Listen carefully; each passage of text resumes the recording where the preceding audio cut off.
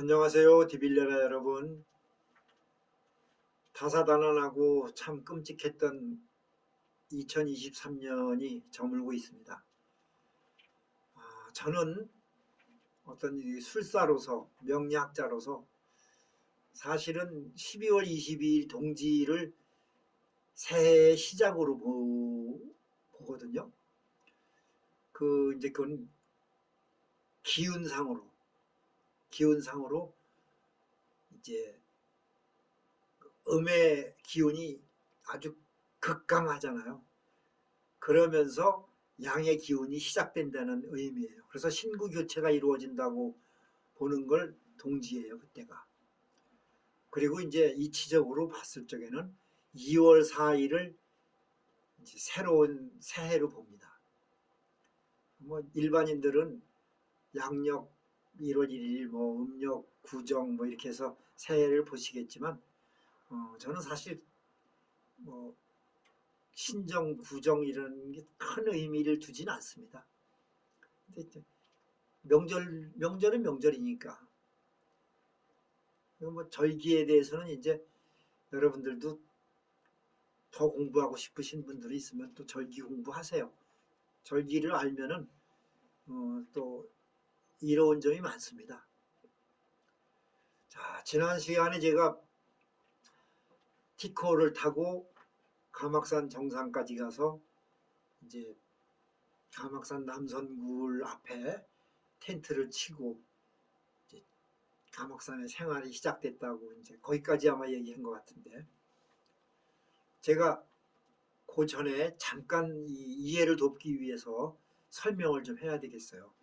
왜냐하면은 제가 그 가막산을 택하게 된 이유, 그 이유 중에 하나가, 가장 큰 이유는, 가막산은 사실 그 우리 남씨들의 그 발자취가 꽤 많이 남아 있는 곳이거든요.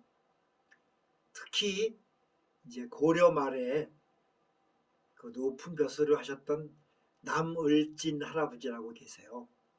우리 이제 그 1세, 2세, 3세, 4세 이렇게 내려가잖아요.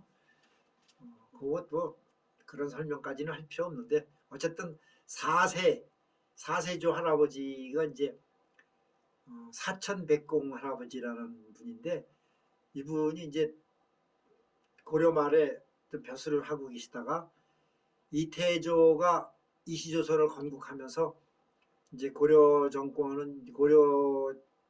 무너지잖아요. 그런데 그 할아버지는 이제 모든 관직에서 나와서 그냥 고향으로 들어가신 거예요.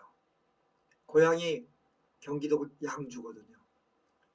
양주 그 은연면이었나? 면인가 거기가? 그쪽 일대인데, 근데 이제 이태조도 뭐 나라를 세워놓고 이제 뭐 요직에 다 그 벼슬아치들을 앉혀야 될 거 아니에요. 내가 구성을 해야 되지. 그러니까 이제 사천백공 할아버지한테, 남을진 할아버지, 그때는 사천백공은 돌아가시고 나서 받은 거니까 정확히 말하면 이제 남을진 할아버지한테 사람을 보낸 거지. 복귀하라. 근데 할아버지는 no, 절대 못 간다. 나는 그 역적의 녹을 먹을 수 없다. 강력하게 나가셨다 그러더라고. 아주 그 진짜 강골이지. 그리고 그 절개가 대단하셨던 할아버지인가 봐. 그래서 자꾸 이제 사람들이 찾아오니까 나라에서 할아버지가 화가 나가지고 그냥 가막산 안으로 들어가 버리신 거예요. 바로 뒷산이니까. 근데 그 가막산의 정상 무렵에 굴이 있거든. 그게 이제 후일 남선굴이 되는 건데, 그때는 이름이 없었겠지.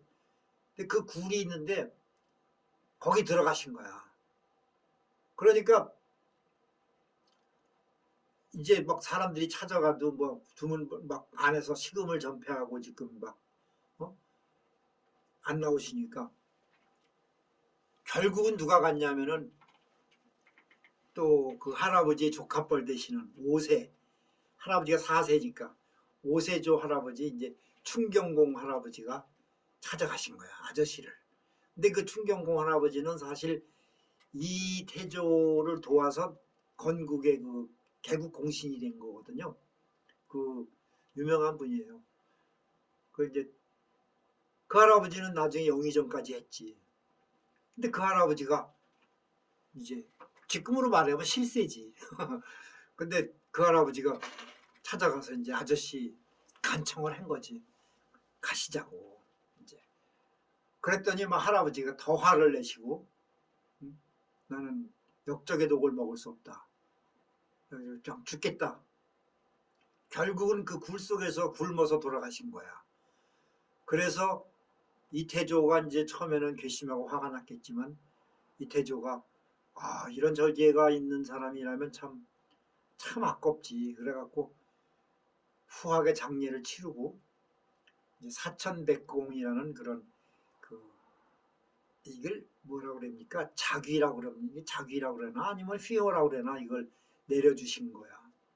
그래서 이 할아버지가 사천백공 할아버지가 된 거고, 우리 그 남씨들 그 여러 파 중에 이제 사천백공파의 시조가 되신 거야.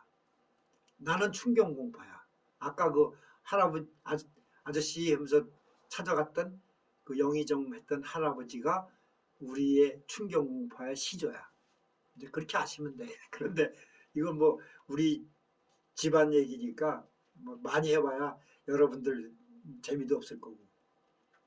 그래서 이제 여러분들도 그렇지만 이 젊었을 때나 이 사람들이 이런 게 있잖아요.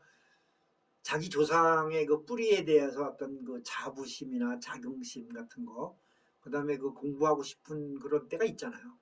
저는 좀 그게 유별났어요. 그래가지고 우리 그 남씨들 중에 좀 본받고 싶은 그런 조상님들, 뭐 예를 들어 남이장군 할아버지라든가 지금 말씀드렸던 사천백공 할아버지라든가 아니면 저 또 교감 유록을 쓰신 남사고 선생 할아버지, 뭐 몇 분 계세요. 시조 할아버지. 그래서 저는 또 성격상 직접 눈으로 보고 확인을 해야 되는 성격이기 때문에 그 발자취들을 다 찾아다녔어요. 극성을 떨었죠. 참 못 말리는 성격이었어요. 피곤했죠. 그래 이제 남씨의 뿌리를 찾는다고 그래가지고 또 뭐 경북 울진으로 해가지고 참 많이 다녔습니다. 그런데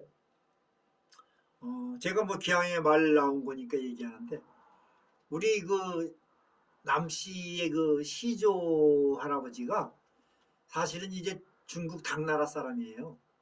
근데 일본으로 이제 사신으로 가시다가 이제 풍랑을 만나서 이게 배가 난파되면서 떠밀려 온 것이 경북 울진 쪽이었답니다. 거기 이제 그런 기념비도 있어요. 그래서 거기서 이제 뭐 사람들이 구조를 하고 보니까 좀 보통 사람 같지는 않아 보이고 그러니까 벌써 나라를 뭐 어디로 연락을 했겠지. 그래갖고 이게 결국 이제 경주로 해서 그때 신라 경순왕 때인가 봐요. 경도왕이라든가 경순왕인가 하여튼 그래요. 이제 신라 말기지. 그때 신라는 당나라하고 이제 큰 집 작은 집 관계잖아요. 이게 무슨 뭐 사대주의적인 얘기가 아니라 사실이 그렇잖아요. 우리나라 역사에서 중국 역사를 뺄 수는 없잖아. 그게 뭐 어쩔 수 없는 거잖아요. 지리적인 위치, 여건상 뭐 다 그런 거지. 그래서 당나라와 신라는 그때 큰 집 작은 집 맞죠. 그래서 이제 뭐 나라에서 그 당나라 천자한테까지 이제 보고가 된 거고, 또 천자가 이제 다시 하명하기를 이제 나이도 연로하고 하니 그 먼 길에서 본인의 뜻을 존중해 주겠다. 거기서 살고 싶으면 살고 오고 싶으면 오고 이제 이런 식으로 된 거야. 그리고 뭐 그때 뭐 제가 그 책에서 봤는데 당나라 천자가 얘기가 말씀이 그랬다 그러더라고. 신라나 당나라나 다 한 집이니까, 한 땅이니, 한 나라니까 뭐 상관없다. 그 정도로 아마 신라와 당나라는 굉장히 친숙했나 봐요. 그런데 뭐 할아버지께서 이제 그때 할아버지가 그 중국에서는 김시성이었나 그랬나 봐. 헷갈리네. 그런데 어쨌든 할아버지가 난 그러면 그냥 같은 나라니까 여기서 살겠어. 신라 살기 좋으니까. 그러니까 이제 뭐 경순왕인지 경덕왕인지 그 당시 왕이 뭐 좋아라 했죠. 그래가지고 당나라의 점수를 따니까. 그래가지고 그러면 성씨를 하사를 한 것이 남쪽 나라에서 왔다고 그래서 남시성을 준 거고, 뭐 그 민자는 이제 민첩하다, 민첩하게 살아났으니까 그래서 민자를 영민하다 해서 민자를 준 거야. 그래서 남민이라는 이름을 줬고, 그 당시 뭐 아실 만한 분은 아시겠지만 일반 서민들은 성씨가 없었잖아요, 옛날에는. 그러니까 이제 왕족으로서 대우를 한 거지. 근데 그때 이제 그러면서 시급을 떼준 거지. 그러니까 어떤 왕족으로서 대우를 해주려니까 그 땅덩어리를 줘야 될 거 아니야. 그래서 영양 쪽을 떼준 거래. 그래서 이제 할아버지는 남시성의 시조가 된 건데, 참 공교로운 일이 하나가 있는데, 그때 할아버지가 수행비서로 데리고 갔던 사람이 할아버지의 장남이었던 거야. 그래 장남도 벼슬을 했었는데 이제 데리고 같이 가다가 이렇게 풍랑을 만난 거거든. 그래가지고 그 장남 그 할아버지는 김씨로 그대로 간 거야. 그래서 영양김씨의 시조가 됐어. 그래서 영양김씨. 그래서 영양김씨와 이 남씨는 혼인을 안 합니다. 같은 뿌리라 그래서. 이해가 가시죠?